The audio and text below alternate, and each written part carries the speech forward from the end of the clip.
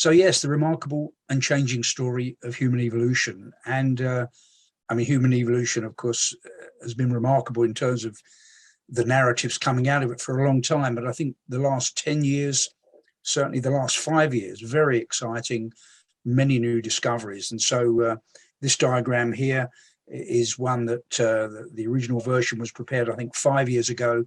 And I've had to update it every year with new discoveries.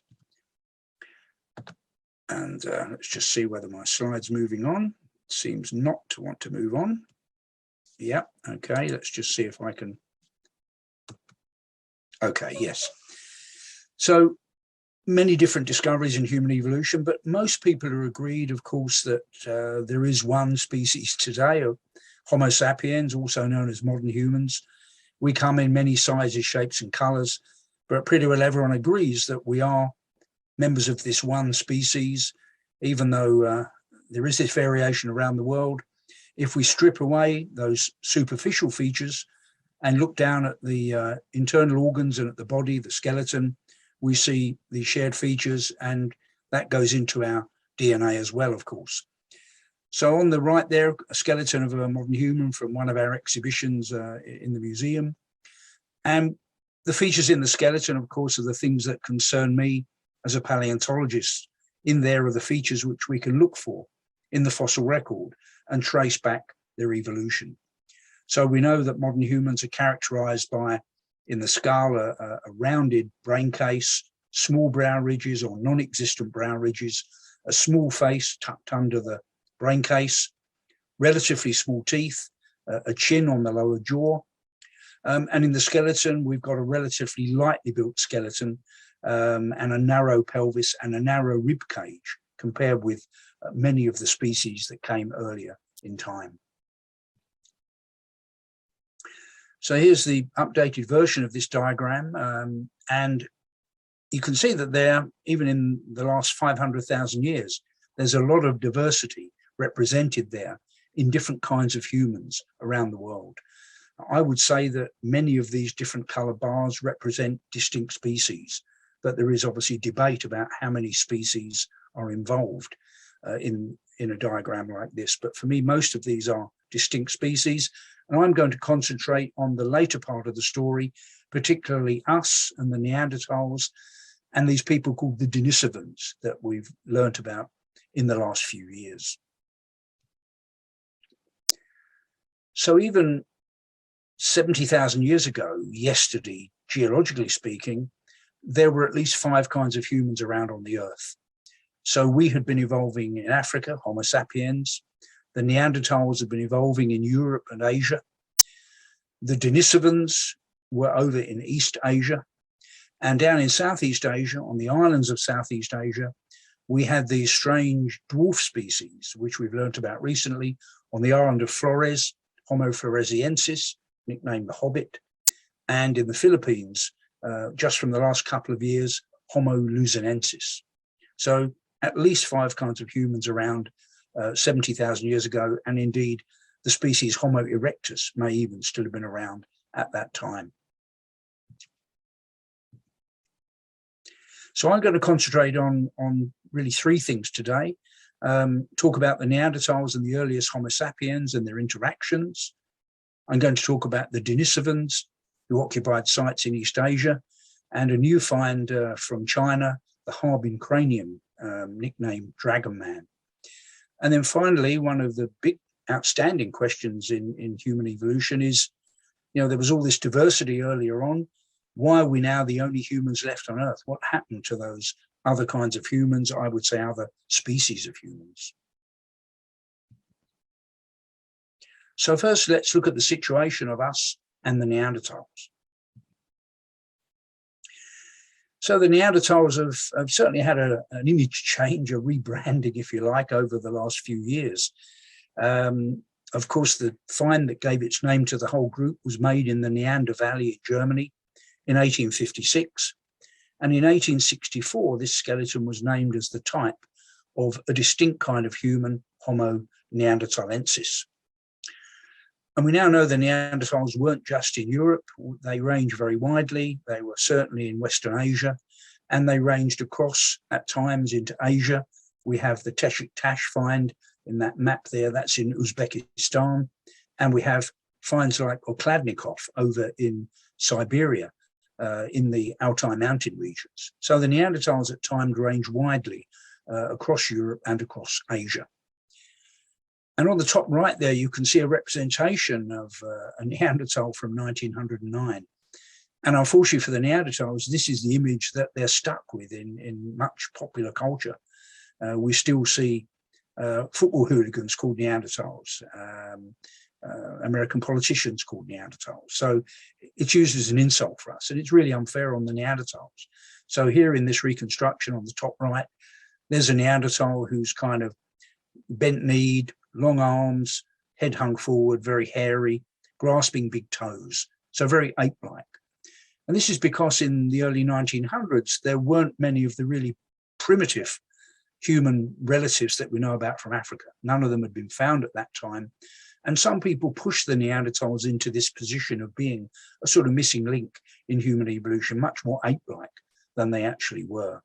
And so on the bottom right there, in contrast, we've got a typical museum representation of the Neanderthals. So this is one of the reconstructions in our Human Evolution exhibition in London. And this was produced by the Kennis brothers, fantastic paleo artists from the Netherlands. And you can see a very human image of a Neanderthal there. In fact, so human that they told me they based the expression of this Neanderthal on a photograph they'd seen of Sean Connery. So yes, certainly a very big change in image for the Neanderthals over the years. But they were distinct from us. And we can see here a comparison on the left-hand side of a typical modern human skeleton and a Neanderthal skeleton reconstructed. And you can see there that the overall body shape is distinct. The Neanderthal body is much shorter and wider, very wide pelvis, very wide rib cage, large joint surfaces, strong muscle markings. And when we move to the cranium, you can see on the right there a number of distinct features. The Neanderthal at the top there, a modern human, an early modern human skull at the bottom right there. And you can see the globular brain case of the modern human, the much longer lower brain case of the Neanderthal, a strong brow ridge at the front in that Neanderthal, a very projecting middle face, not much of a chin, relatively large front teeth, and distinctive ear bones. So distinct, I would say, through the skeleton. And for me, this is what characterizes the Neanderthals as a distinct species from us. So I still use this term, Homo neanderthalensis, given to them in 1864. And in terms of the evolution of the Neanderthal and modern human lineages, well, we know that the Neanderthal lineage stretches back hundreds of thousands of years in Europe. And so we have fossils from Spain, from the site of Atapuerca, from the Cima de los Huesos, dating from about 430,000 years ago. And those fossils already show clear Neanderthal characteristics. And indeed, there's even been DNA recovered from fragments of these fossils that show that they are on the Neanderthal lineage more than 400,000 years ago. So the Neanderthals evolved in Europe and Asia, and we were evolving in Africa. And so here on the right-hand side, we have a fossil from Morocco, from Jebel Ihud, about 300,000 years old. And that has features in it which many then would place this fossil on the Homo sapiens lineage. And so we can trace the Homo sapiens lineage in time back in Africa for several 100,000 years as well. And that leads us back to a common ancestor. Geneticists estimate that common ancestor lived perhaps 600,000 years ago. But there's still much debate, much more, I think, than there used to be. So I used to believe that a species called Homo heidelbergensis was the last common ancestor of us and the Neanderthals. And I'm certainly not sure about that now. I think the nature of the last common ancestor and where it lived is currently uncertain. But there was an event about 60,000 years ago, which is marked mainly in the genetic data we have, that shows that modern humans, having evolved in Africa, came out of Africa about 60,000 years ago and started to move into the territories of the Neanderthals. Now, there had been some earlier excursions of Homo sapiens into Arabia, into Western Asia, even as far as Greece over 200,000 years ago.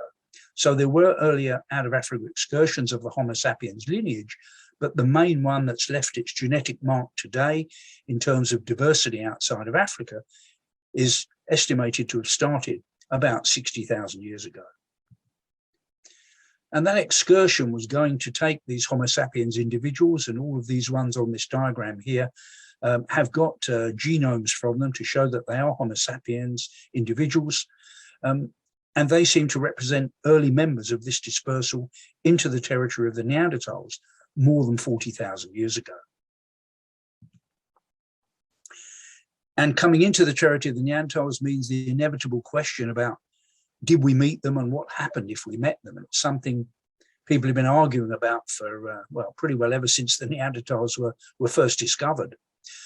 So some people claimed on the bottom right there that a skeleton of this child from Portugal, the Lapido child so-called, was a Neanderthal human hybrid, dates from about 26,000 years ago.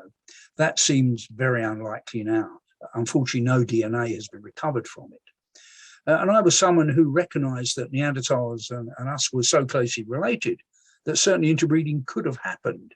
We know it happens between closely related mammal species today in many cases. So on the top left there, we've got an example of the brown bear and the polar bear, which can hybridize and have fertile offspring.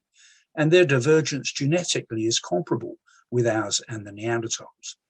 But my view until recently was that, yes, there could have been a bit of interbreeding 40,000, 50,000 years ago. It wouldn't have been normal behavior. It would have been rare. And probably given the intervening time, any trace of it would have been lost. So effectively, the Neanderthals were completely extinct physically and genetically. So we think they disappeared physically around 40,000 years ago. And my view until recently was that was the end of them, both physically and genetically. But I was wrong about that. In 2010, the first high-quality Neanderthal genome was reconstructed. And as this paper in Science explains here, the long-awaited sequence of the Neanderthal genome suggests that modern humans and Neanderthals interbred tens of thousands of years ago, perhaps in the Middle East. As a result, and I've corrected this to say most, pretty well everyone who traces their ancestry from outside Africa has inherited a small but significant amount of DNA from these extinct humans. So the argument went that, yes, the Neanderthals evolved in Europe and Asia, modern humans evolved in Africa, modern humans stayed behind in Africa, represented in this diagram on the right there by the Yoruba and the San, but a small group of modern humans got out of Africa into Western Asia. There they met some Neanderthals, interbred with them, and then as they spread around the rest of the world, they took that bit of Neanderthal DNA with them to places like Australia, to China, eventually to the Americas. And the number of sites just recently are providing evidence of this interface, interaction, if you like, between the last Neanderthals and these Homo sapiens who had, their ancestors at least, had emerged from Africa. So these are some of the sites, and I'll talk about a couple of them now. So just recently published from Czechia, this cranium and partial skeleton from Zlatý Kun. So it's thought to be over 45,000 years old. And as it says here, she was part of a population that formed before the populations that gave rise to present-day European and Asians split from one another. Our estimated age of about 45,000 years or even older could make Zlatý Kun the oldest European individual with a largely preserved skull. As for Ust-Ishim and Oase, Zlatý Kun shows no genetic continuity with modern humans who lived after 40,000 years ago. So the interesting thing is here that here's a modern human in Europe, perhaps 45,000 years ago, and, you know, evidence in that genome that there was contact, previous contact with the Neanderthals, but thousands of years earlier. And this individual showing no genetic continuity really with the present day inhabitants of Europe. So if you like, a lost lineage of early Homo sapiens. And from Bulgaria, from the side of Bachakiro, we have comparable evidence, perhaps slightly younger. And here we've got a slightly different story. So this indicates that they belong to a modern human migration into Europe that was not previously known from the genetic record. and provides evidence that there was at least some continuity between the earliest modern humans in Europe and later people in Eurasia. Moreover, we find that all three individuals, and these are individuals that have been mapped from their genomes, had Neanderthal ancestors a few generations back in their family history, confirming that the first European modern humans mixed with Neanderthals and suggesting that such mixing could have been common. So the Zlati Kun specimen has evidence of an older phase of interbreeding with Neanderthals, probably more than 50,000 years ago. These fossils from Bachakiro dated around 44,000 years ago. They are modern humans too, but they show some continuity with later humans in Europe and Asia, and they show evidence of very recent interbreeding with Neanderthals within the previous few generations. And we may have the same story closer to home on the Channel Islands. So La Cotte de Sombrelad has about a dozen teeth that were found over 100 years ago, excavated with stone tools that we would normally associate with Neanderthals. And the level they're in, we think, is between 40 and 48,000 years old. So we've recently restudied and republished these finds. And what was interesting was they were thought to be Neanderthals, one Neanderthal individual. Careful study, including microscopic and CT studies, has shown that there actually were two individuals represented. And what's interesting is that, yes, they do show some Neanderthal features, but they also lack other features we would expect to be there for Neanderthal teeth, and they show some features that are typical of Homo sapiens as well. So our interpretation is, as it says here, of the various scenarios that can be considered to explain the mix of features in the La Cotte teeth, we favour shared Neanderthal and Homo sapiens ancestry. The likely dating of the fossils during the period of temporal overlap between these groups is consistent with this interpretation. And finally, in these examples from Europe up to 40,000 years ago, this jawbone from Oase in Romania. So as it says here, genetic testing of a 40,000-year-old mandible has revealed that the Oase man's genome was between 5 and 11% Neanderthal, including large chunks on several chromosomes. The experts estimate that this individual's Neanderthal ancestor was introduced in the previous 4 to 6 generations. So this jawbone, which has got a nice chin on it, as a typical Homo sapiens, but has some large and rather odd teeth, was thought to be possibly some kind of hybrid individual. And here, the genome shows that indeed it has got a recent Neanderthal ancestor. And this is the modern human fossil that has the largest known amount of Neanderthal DNA, very close to an interbreeding event with the Neanderthals, at a time when the Neanderthals were, as far as we know, going extinct. So this interbreeding is still happening close to 40,000 years ago, apparently. Now that Neanderthal DNA is pretty quickly selected away. So testing of the early modern fossils in Europe shows a decline in the level of Neanderthal DNA pretty rapidly. So there's the Oase individual with close to 10% Neanderthal DNA. And you can see that the amount declines until we get down pretty rapidly to the around 2% level of Neanderthal DNA that most people outside of Africa have in their genomes. So of course, this brings up the question, first of all, of how this interbreeding happened. And we don't know how it happened. We don't know whether these were peaceful encounters with exchanges of partners, whether they were something more hostile, with perhaps modern humans capturing Neanderthal females. That's known to happen in some hunter-gatherer groups today, where bands of males that haven't got female partners and they actually take some from a neighboring group. Chimpanzees are known to do a similar behavior. It may have been that. There may have been peaceful exchanges. There may have been adoption of Neanderthal babies into modern human groups. All of those are possibilities of how this happened. But it brings up the question then, if there is this interbreeding, are Neanderthals the same species as us? And I've written a piece about that on the Natural History Museum website, which you could certainly take a look at. And of course, I come back to this question of the number of distinct features, the fact that right through their skeleton, there are distinct Neanderthal features, which we do not find in Homo sapiens. So for me, this marks them off as a distinct species, even if there is some interbreeding going on. And so a quote there from my piece on the museum website: in my view, if Neanderthals and Homo sapiens remain separate long enough to evolve such distinctive skull shapes, pelvises, and ear bones, they can be regarded as different species, interbreeding or not. Humans are great classifiers, and we do like to keep things orderly. But we should not be surprised when the natural world, past and present, does not match up to our neat and simple schemes. And indeed, for bird species, some people estimate that 20% of closely related bird species do a bit of hybridization. So actually, what's happening with us and Neanderthals is really not that unusual for mammals, even today, and birds.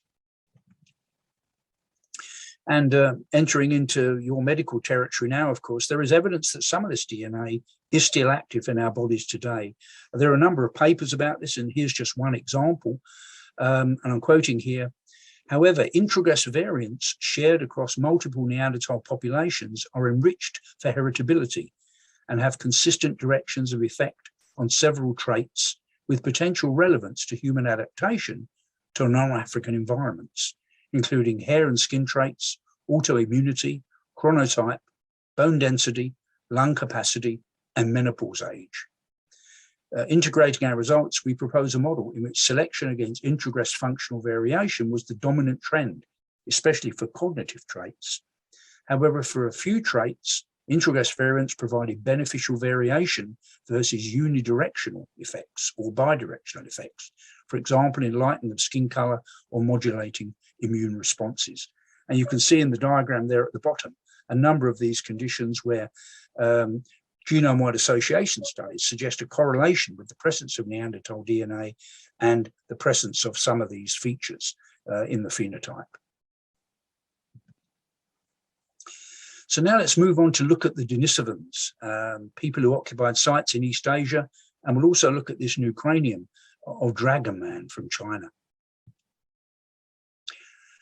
So we really only learnt about the Denisovans in the last 11 years. Russian archaeologists have been digging in Denisova Cave for more than 50 years. They'd found a lot of archaeology, a lot of fossil animal remains, and they'd found some very fragmentary human fossils, a little piece of a finger bone and some teeth. But it was impossible to say what kind of human was represented by these fragments. But geneticists started to work on them and found that these fragments had astonishingly good ancient DNA preservation. So the tiny bit of finger bone gave a complete genome of an ancient human that was clearly not a modern human and not a Neanderthal either. So this group has become known as Denisovans.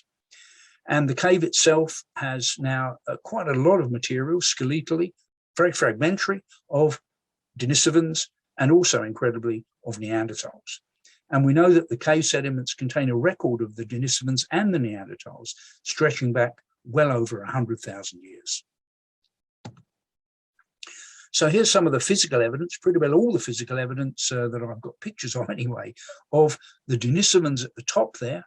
And all of those individuals represented have got DNA from them, the finger bone and 3 teeth. And then at the bottom, we've actually got fragments that genetically can be shown to be Neanderthal. Again, pretty fragmentary. And there's even a first-generation hybrid with a Neanderthal mother and a Denisovan father, and she's been nicknamed Denny. So remarkable evidence, and if that wasn't remarkable enough, the story's been extended with recovery of DNA from the cave sediments. So this is something which is really taking off now. It will be very important in the future. So as it says here, bones and teeth are important sources of Pleistocene hominin DNA, but are rarely recovered at archaeological sites. Mitochondrial DNA has been retrieved from cave sediments, but provides limited value for studying population relationships.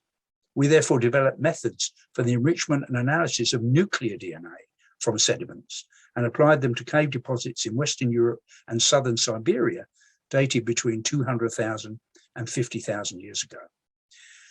Our work lays the ground for studying the population history of ancient hominins from trace amounts of nuclear DNA in sediments. So you no longer need human fossils in a cave site. If ancient humans lived in that cave site, if one of them died there, if a woman gave birth to a child there, if they even urinated in the cave, their DNA could be preserved in the cave sediments, given the right conditions. And back to Denisova Cave, this just shows how amazing this work will be for the future. So this was published a couple of months ago. on DNA and mapped for the sediments at Denisova Cave. So this shows an array of samples for sampling for ancient DNA from the cave sediments at Denisova Cave. And you can see the timescale over on the left-hand side. It ranges from 38,000 years ago down to about 500,000 years ago. And DNA has been recovered of mammals right through that stratigraphy, and also for humans down to at least 200,000 years ago. And as it says here, 728 sediment samples were taken, 94% contained mammalian ancient DNA, 24% contained hominin ancient DNA, although not all of it could be characterized as Denisovan or Neanderthal or Homo sapiens. So there's evidence of Homo sapiens at the top of the sequence, and as I've said, of Neanderthals and Denisovans further back in time. And also it's possible now to get other genetic material from the fossils. So of course, I've been talking about DNA so far, reconstructing genomes of mitochondria and nuclear genomic material. But it's also now possible to look for proteins in the fossils. And this is something which is really taking off as important too, because proteins may have a longer survival time than DNA. So proteomics is becoming a big field of research now in attempting to recover evidence of proteins from the fossils. And one example has come from the fossil record already, just published a couple of years ago, in this jawbone from the Tibetan Plateau of China.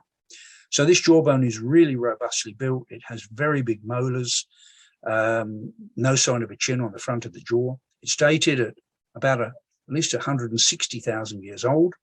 Unfortunately, no DNA could be recovered from it, but they were able to recover some protein material from it, and the sequences of the proteins suggest that this is more closely related to the Denisovans than it is to the Neanderthals or to Homo sapiens. So the molar teeth from Denisova Cave are very large in size, and the teeth in this jawbone are indeed very large in size. So at least tentatively, based on the proteomics, as it says here, phylogenetic analysis of the recovered proteome results in a phylogenetic tree that accurately reflects the phylogeny of the great apes, including the relationship between Homo sapiens, Neanderthals, and Denisovans. Within this framework, the Jahe proteome is placed together with the Denisovan high coverage genome. So this seems to be a Denisovan jawbone, 160,000 years old or so, from the Tibetan Plateau. So these people were living at an altitude of some 3,000 meters, 160,000 years ago. So remarkable. And there are other fossils in India, the Narmada fossil, and in China, such as Dali and Zhujiaoyao and Penghu. And these may well be Denisovans too, but without their DNA, we can't be sure. Possibly they will have proteins preserved, which will allow them to be placed as Denisovan or not. And the same goes for this remarkable find of Dragon Man. So this fossil was actually recovered way back in 1933 during the Japanese occupation of northeast China. It was hidden from the Japanese down a well, and it stayed down that well for the next 80 years or so, and has only recently been recovered. It's beautifully preserved, and there's a life reconstruction there at the bottom by a Chinese artist. And I've been involved in studying this fossil. We've dated it to at least 146,000 years old. It's huge in size, and it has a distinctive mix of features. It has a long, low skull and a large brow ridge, like Neanderthals, like Homo heidelbergensis. But the face in particular looks much more like a Homo sapiens face. And so our analyses, which were published in the journal The Innovation, suggest that this is a third kind of human. Alongside Neanderthals and Homo sapiens, there was a third group of humans in China that we can characterize morphologically. But of course, as we now know, there is a third kind of human in Asia characterized genetically, known as the Denisovans. So could this be the most complete Denisovan fossil so far? Well, that is something I and my Chinese colleagues will be looking into. Possibly there could be DNA preserved in this fossil. Perhaps there's proteins preserved. So we hope to be able to test whether this is indeed the most complete Denisovan fossil so far. And also important is the location of Harbin. So it's very far north. The north has some of the coldest winters in China. So we say this in our paper, the northerly location of the Harbin site also has implications for Middle Pleistocene human adaptive capabilities, since even in the present interglacial, this region has winter temperatures averaging more than 16 degrees centigrade below zero. The very large size of the Harbin individual, as judged from the size of the cranium, may indicate physical adaptation to such conditions. So perhaps this was a very large-bodied individual, an advantageous body size in very cold environments. And we would guess that these people must have had cultural adaptations to these conditions: clothing, shelters, the use of fire, and so on. And what's remarkable is that, of course, the Denisovans are known from Siberia and now from at least one site, apparently from proteomics in the Tibetan Plateau of China. But there's also evidence of Denisovans in the DNA of people today living in Asia and Southeast Asia. So people in the Philippines and Australasia, many of them have a level of Denisovan-like DNA in their genomes of about 4%. And that's as well as having around 2% of Neanderthal DNA. So geneticists reconstruct that these populations in the Far East have had at least 2 interbreeding events with non-modern humans, if you want to call it that. The first was Neanderthal, and we assume that occurred over in Western Asia when their ancestors first emerged from Africa in this event about 60,000 years ago. Then those populations spread through Southern Asia, and somewhere along that route, and particularly down in Southeast Asia, they encountered Denisovans, they interbred with them, and they took that Denisovan DNA with them towards the Philippines and New Guinea and Australia. So where did those southern Denisovans live? We know that they were up in Siberia, but it seems likely that those southern Denisovans were inhabiting islands like Sumatra, Borneo, and Sulawesi. And indeed, there are stone tools on Sulawesi that are dated to about 150,000 years old. And perhaps they were made by these so-called southern Denisovans, the ones who did the interbreeding with the ancestors of populations in Australia and New Guinea today. We know that Java was inhabited, at least for a lot of this time, by a late form of Homo erectus. Homo floresiensis, as I've mentioned, was on the island of Flores. Homo luzonensis was up in the Philippines. So we don't know who is inhabiting the intermediate areas, and I certainly suspect that's where these southern Denisovans were living, and hopefully physical remains of them will be found soon.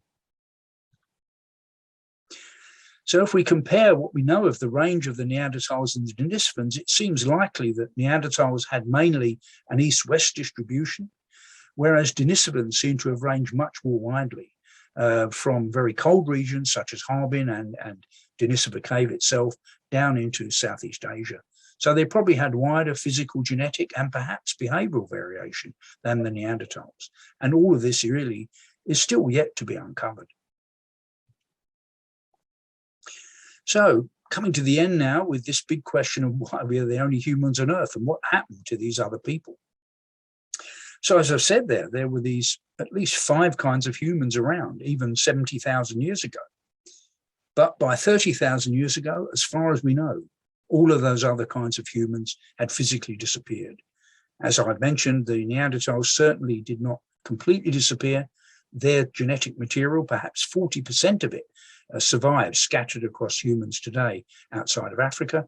And the Denisovans live on today in the DNA, in the genomes of people in East Asia and Southeast Asia and the Americas. We don't know whether there could have been any interbreeding with Homo floresiensis and Homo luzonensis. There's no clear evidence of that so far.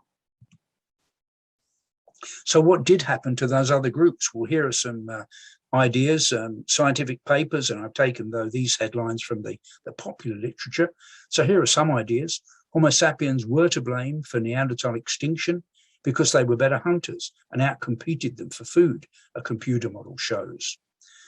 Bottom left there, climate change likely iced the Neanderthals out of existence. Climate records gathered from stalagmites in Romanian caves showed 2 extremely cold, dry periods correspond with the disappearance of the Neanderthals. On the top right there, a recent idea that there was a major burst of magnetic activity, of solar activity around 42,000 years ago, which was so severe that it actually wiped out the Neanderthals. So the end of Neanderthals was linked to a flip of the Earth's magnetic poles, a study suggests. I'm currently engaged in a reply to this paper. In fact, it's just been published, suggesting that this is really an oversimplification and an exaggeration of the story. And of course, one of the big questions to ask then, if there was some cosmic catastrophe, or if there was some severe climate change that wiped the Neanderthals out, how come modern humans got through it and the Neanderthals did not? And you still need something that has to account for the disappearance of the Denisovans and the populations on Flores and in the Philippines as well. So it's not just about a European story. Bottom right there, Homo sapiens developed a new ecological niche that separated it from other hominins. A new study argues that the greatest defining feature of our species is not symbolism or dramatic cognitive change, but rather its unique ecological position as a global generalist specialist. So the idea there is that we're able to go into environments where these other humans lived, and then we're able to specialize through our culture in those environments. And so we can get into desert environments that the Neanderthals never reached, into tropical rainforests that the Neanderthals never reached through our behavior. And then in the middle there, I think a nice idea, humans owe our evolutionary success to friendship. Cooperation was the key to our long-term survival. And so a couple of American authors have written a book about this, and Penny Spikings, who I think is with us tonight, has also followed similar ideas and developed similar ideas, that friendship and alliances and a lower level of aggression characterizes our species, Homo sapiens, compared with some of these other human species. And overall, my view would be something like this, that I think our behavior was a big factor. Maybe we networked and accumulated knowledge better. We learned to extract resources more intensively from the environment than those other humans did. And above all, we found ways of improving the survival of our children. As our numbers grew and we spread ever wider, perhaps we absorbed some of the other species out of existence. And this is a view that I'm trying to develop at the moment, that the interbreeding with Neanderthals, for example, the evidence is so far that it was mainly going one way. Neanderthal DNA was entering the modern human gene pool, but we've no evidence from late Neanderthal genomes that modern human DNA was going the other way at the same time. So it's possible that it was mainly a process of modern humans absorbing Neanderthals into their breeding pool, which means they're being taken out of the Neanderthal breeding pool. Another possibility is that hybrids were fertile within the modern human genome and environment, but going the other way, hybridization was not successful. And therefore, those hybrid individuals did not breed on within Neanderthal groups for whatever reason. So I'm going to draw to a close there, and thank you very much for listening. And I'd like to thank, obviously, the Natural History Museum, which has given me a home for my research for many years. And I'd like to thank the people supporting my research, including the Kaliva Foundation and the Human Origins Research Fund. I'd like to thank all my sources of data and illustrations. Thank you for the invitation. And as mentioned, I'm on Twitter if any of you want to look there for updates on human evolution. So I'll stop there. Thank you very much. Thank you very much, Chris, for that absolutely fascinating and an up-to-date exposition of what's been going on. It's been fascinating watching it in the media and trying to keep track of it, because it's the branches are so complex. I'll kick off the questions, but if anybody else would like to place any questions, can you please put them on the chat, and we'll ask in a moment. My question, I guess, is that in order to sort of further research, you have to have access to material, and I just wonder, how accessible are the skeletons for study? And is there an international set of rules for ownership of these skeletons? Because I would imagine they're highly prized possessions, and accessibility to them. And how do people get access to be able to study them? Yes, that's a good question, and it varies. There are no international rules here. So I think obviously most of the fossils are in museums. So our museum in London obviously has some of these fossils. For example, the Gibraltar Neanderthals are in our museum. The Broken Hill or Kabwe fossil from Zambia is in our museum. So these fossils are available for study.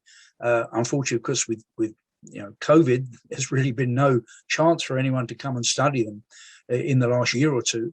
but people can apply to study that material.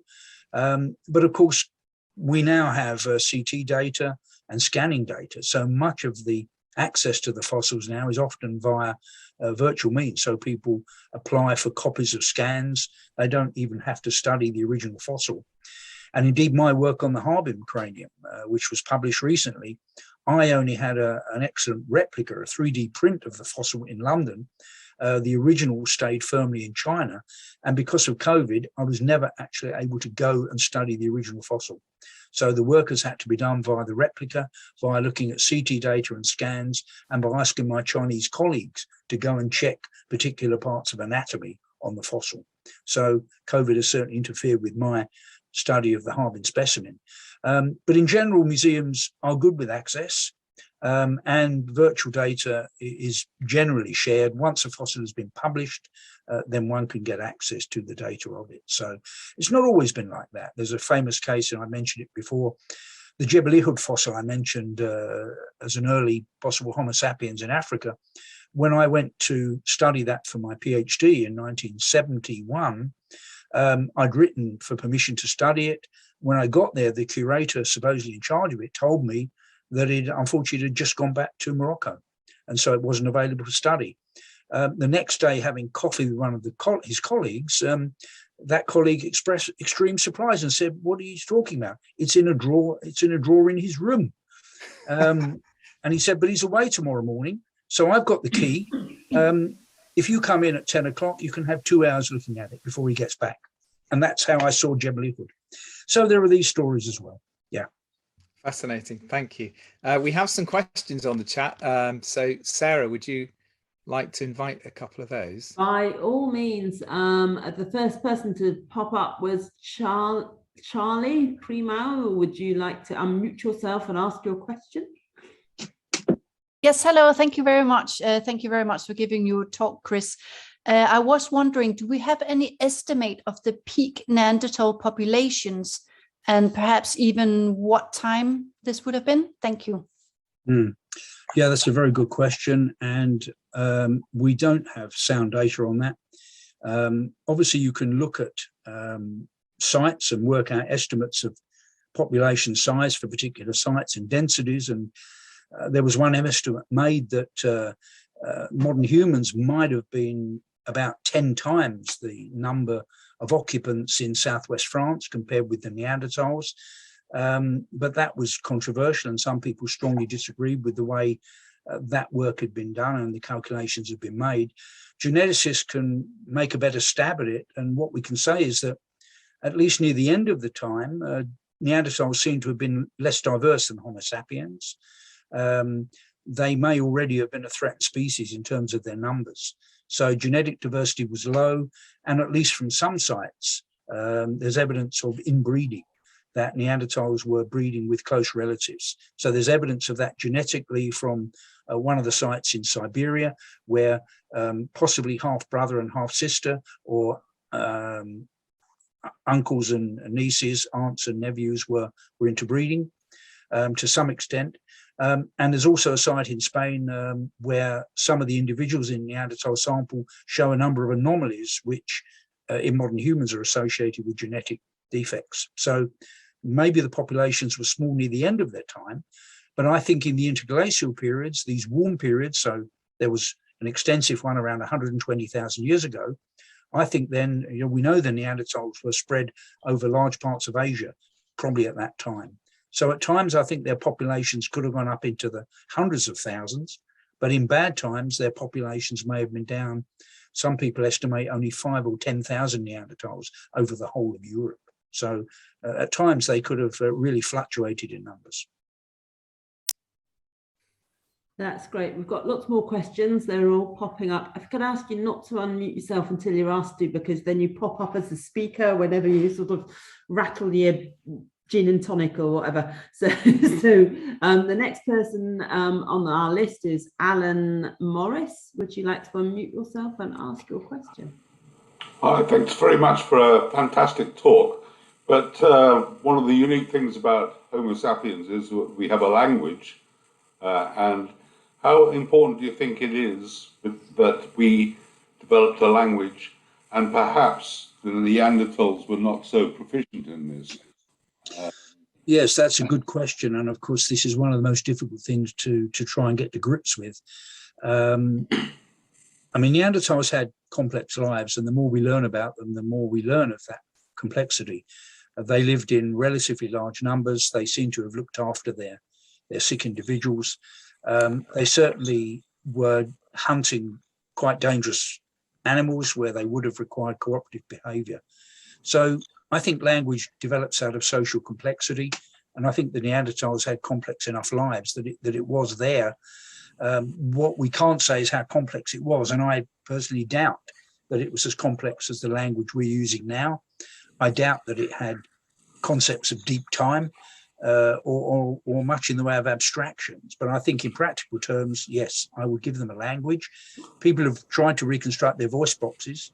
And there's a very amusing reconstruction on the BBC website of someone who's got a reconstruction of a Neanderthal voice box from the anatomy, and they're training a singer to sing and speak like a Neanderthal, and he has a very high-pitched voice.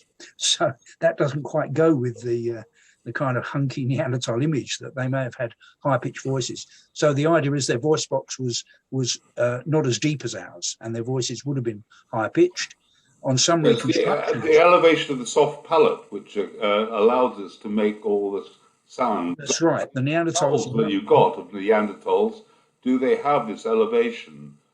Yeah, they may have lacked some of that, and on some of the worst, let's say, most pessimistic reconstructions, Neanderthals only had 20% of the vocal repertoire that we have today, but their defenders speak up and say there are plenty of languages today that only use 20% of the sounds you could make. So on its own, I don't think that denies Neanderthals' language. It may have been more limited, but I think certainly, of course, it's coming from the brain, and that's really where we need to get to try and judge. But how on earth we could even do that? So I think the vocal tract may have been distinct and perhaps more limited than modern humans. We can look at the acoustic properties of the Neanderthal ear bones, and that's work that's been done. And they're actually slightly differently shaped, but at least the reconstructions give them a similar range of hearing to our own. So I think, I would give the Neanderthals speech and language, but not with the complexity that we have today. Excellent. Thank you very much for a great talk. Thank you. Okay, thank you very much. I think Susan Reeney's got a good question. Would you like to unmute yourself? Hello there. Yes, thank you. I was just wondering whether the advantages that Homo sapiens gained was in any way related to co-evolution of other animals, such as dogs and things like beasts of burden and any other creatures that could have helped them.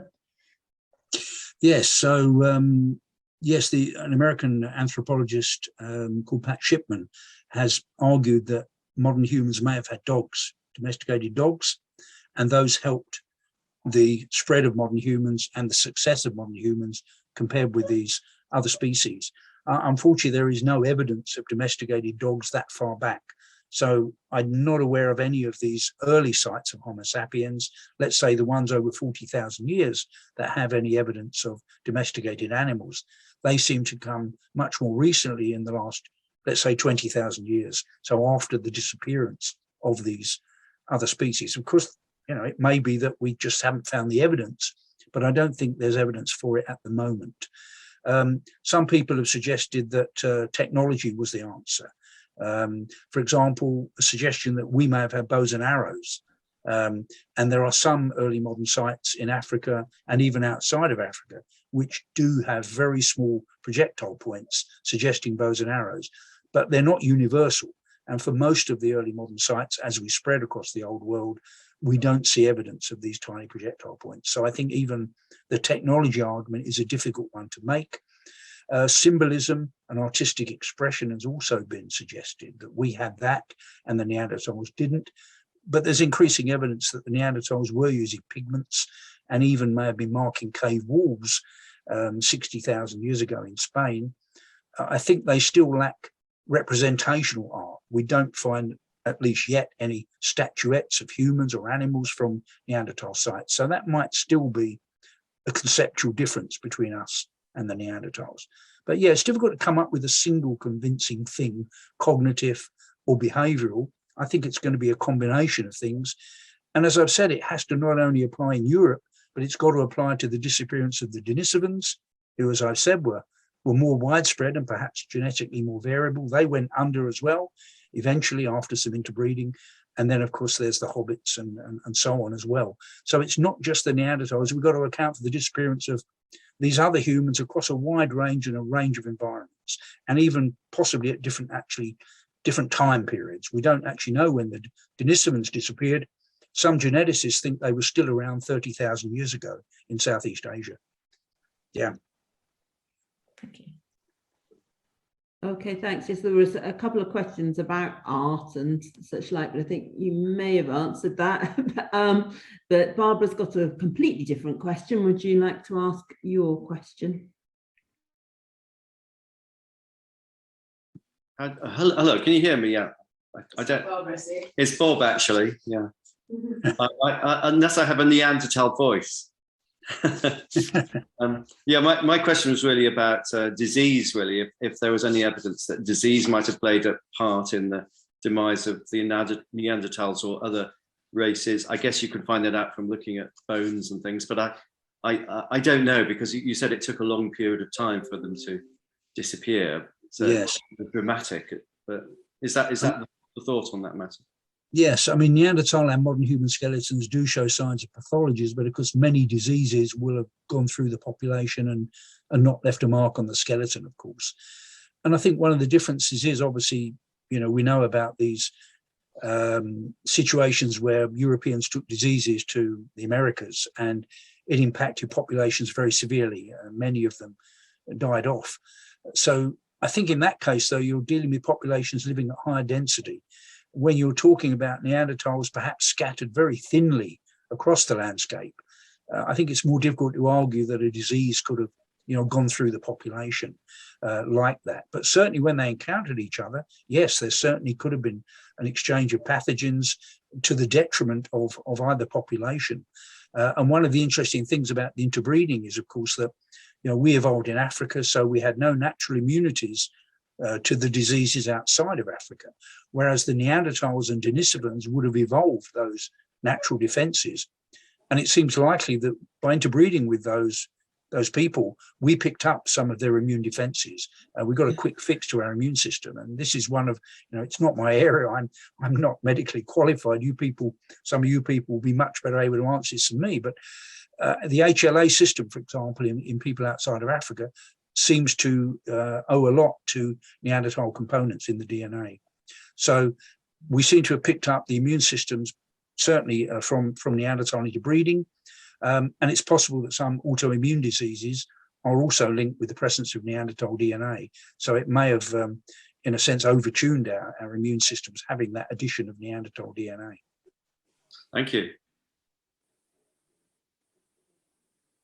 Right. Those are all the questions apart from the art ones that I think we have covered in the chat. Oh no, Robert is putting his hand. Yes, there's a hand up there. in the old-fashioned way. If you wish to ask and a question, Nick Robert, has a question too. Yeah. Go for it.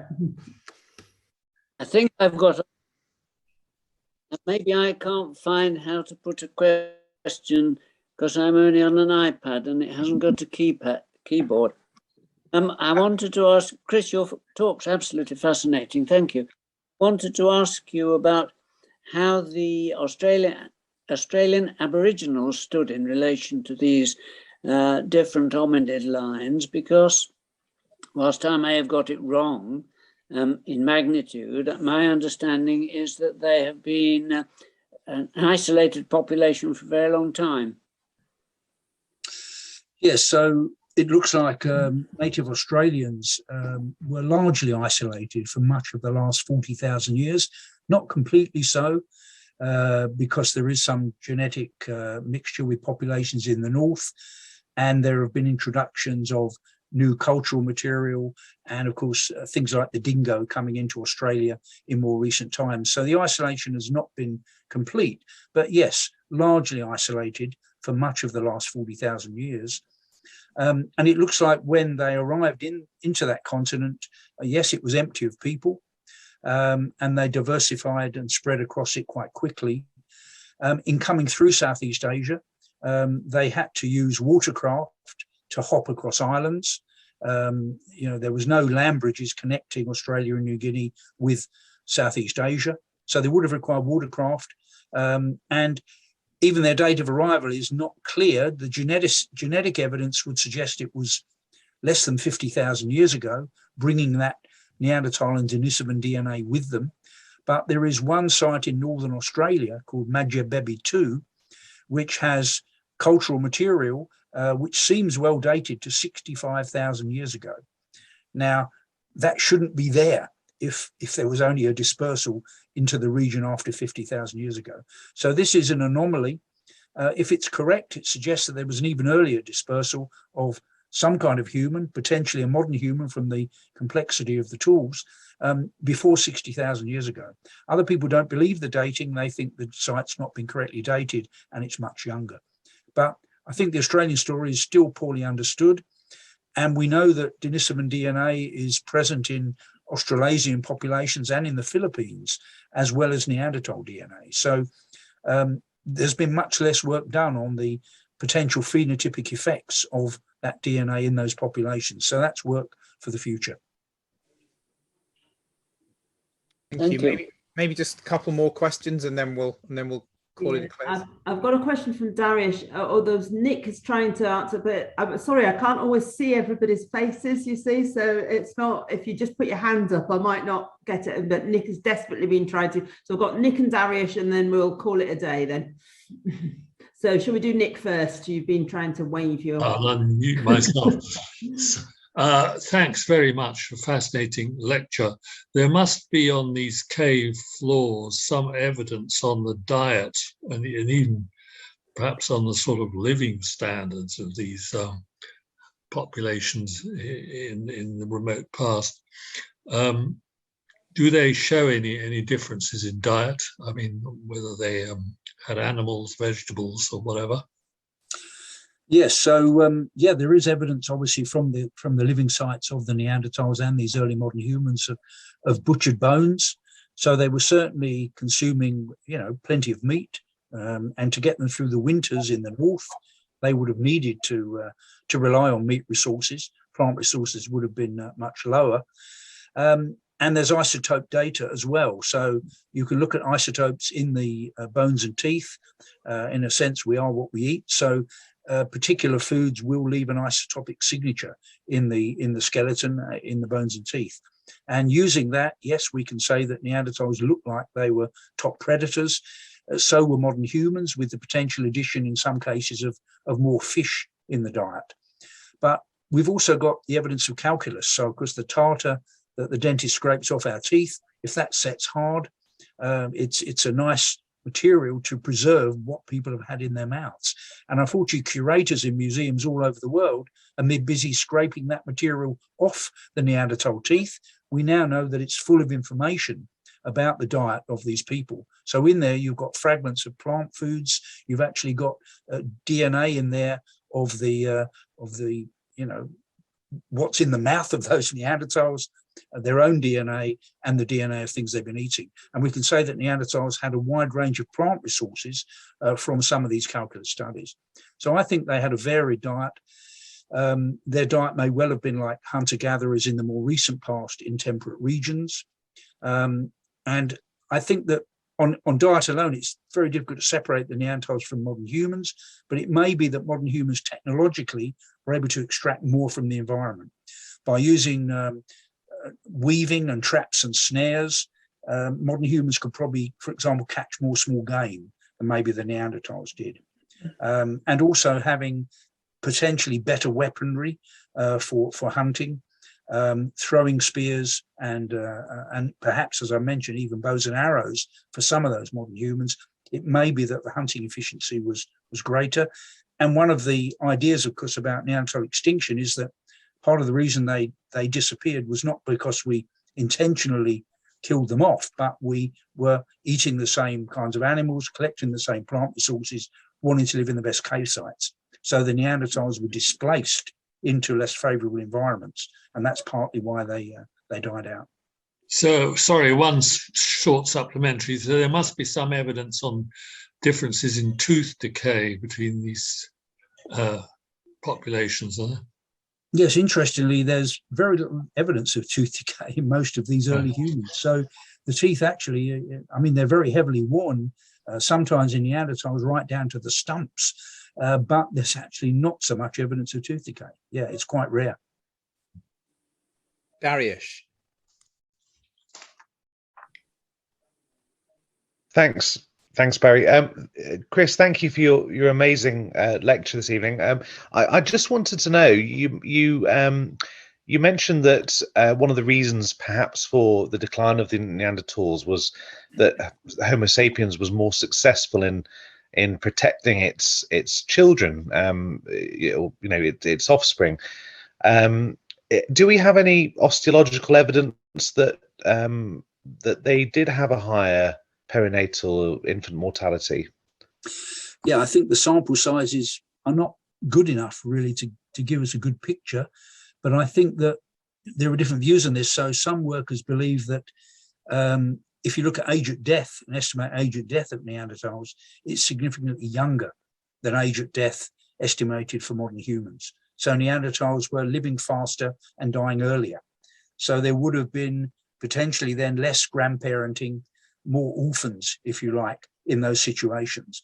Now, not everyone agrees with that. And one of the problems is here that we're aging Neanderthals using modern human standards. And of course, if life was hard for a Neanderthal, they may show more wear and tear on their skeletons compared with us. So, but, I think that there is some evidence that, we had longer term survival for modern humans, more old people in modern human samples than we find for Neanderthals. That's my reading of the data. And I think that would imply, therefore, also the potential for grandparenting to increase with modern humans, which in turn will help the survival of grandchildren. Thanks very much, Chris. Just one quick comment. When you look at sign language and compare it to auditory languages, people who use sign language use just as much syntax and grammar and complexity, prosody, and all sorts of other things as spoken languages. So I think you've got to be a bit careful about just thinking about language in terms of auditory languages and vocal apparatus is the first thing, because it may well be that some of these species had quite complex visual languages.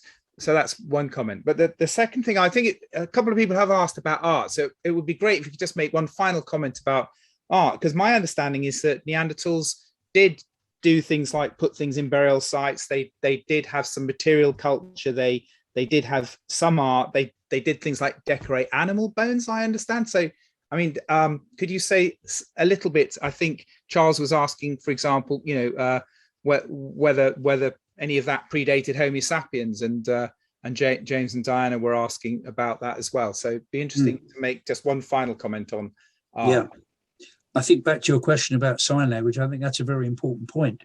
And some people have hypothesized that there could have been sign languages being used during hunting, for example, and that may have been part of Neanderthals and early modern humans could have had very expressive sign language, which may be developed during hunting behavior. But yes, in the question of so Neanderthals, yes, there's evidence that they wore, that they modified animal bones and maybe even birds of prey talons to wear as pendants and jewelry, for example. And there's evidence of engravings on bones from some Neanderthal sites. So one has been published, quite recently, which appears to be a bone engraved by Neanderthal with zigzag patterns. That's known for modern humans as well. But the difference I would make is representational art, that we've got these, wonderful painted caves in France and Spain and so on, where you've got very almost hyper-realistic representations of mammoths and reindeer and so on, and statuettes too of many of these animals, of cave lions and hybrid creatures that seem to be part human and part animal. That's known for modern humans back to 40,000 years ago, but as far as I know, at least from my point of view, no really clear examples from the Neanderthals. So that might be the difference.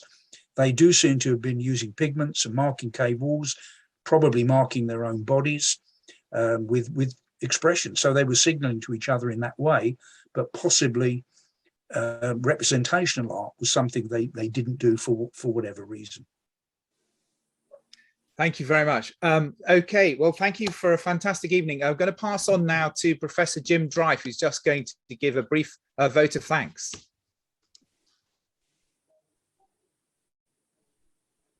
Just struggling to unmute myself there and put my thoughts in order. That was a fantastic talk. And you don't need me to tell you that everyone has remarked on how good it was. The thought that struck me about it was one of the features was that a really great talk tells you things that you really feel you ought to know and ought to have already kept up with. And this is such fundamental information about who we are that it's been just wonderful to catch up and wonder, was it only me who had never heard of the Denisovians until a few minutes ago? And what a gap in knowledge. The other thing that I thought was hugely impressive, especially for us medical audiences, that you started off doing your research around about the time I was a medical student, and you have been quoting and citing your own recently published research papers throughout the talk. And that is a very remarkable thing for a medical audience. Usually professors, certainly of my age, are talking about what their young colleagues have been doing. And the fact that you're active in the field is just terrifically impressive. The other thing that I really liked was the uplifting nature of the whole view that you gave us of us being across the globe one species when you take away the skin and so on. And it's an uplifting thought, because I had always thought that the humans are characterized by their horrible amount of aggression. We start wars with each other at the least pretext, and to be told that the reason that we survived beyond the other similar species was because of our friendship was a very illuminating and rather a lovely thought to take away with us. But the other aspect of a really good talk is the question time. Not so much the questions, the number of questions which have been going on and on, but the fact that each question has uncovered another fascinating store of knowledge that we wouldn't have heard if it hadn't been asked, and that just shows the depth of understanding and the depth of research, Chris, that you've been doing. So this, you may not know that this lecture has attracted an audience about twice as large as we could squeeze into our beautiful room in the centre of York. We were all expecting a good talk, and we've had a fantastic talk. And it's a privilege for me to be able to thank you on behalf of all the people who have tuned in, and thank you very much for your talk. I enjoyed doing it. Thank you very much for inviting me. If you want an update in a year or two, invite me back. We'll hold you to that, Chris. Thanks very much. Good night Okay. now. Have a good evening. Good night. Bye, everybody. Bye, everybody. And thank you very much, Sarah, for managing the technology excellently.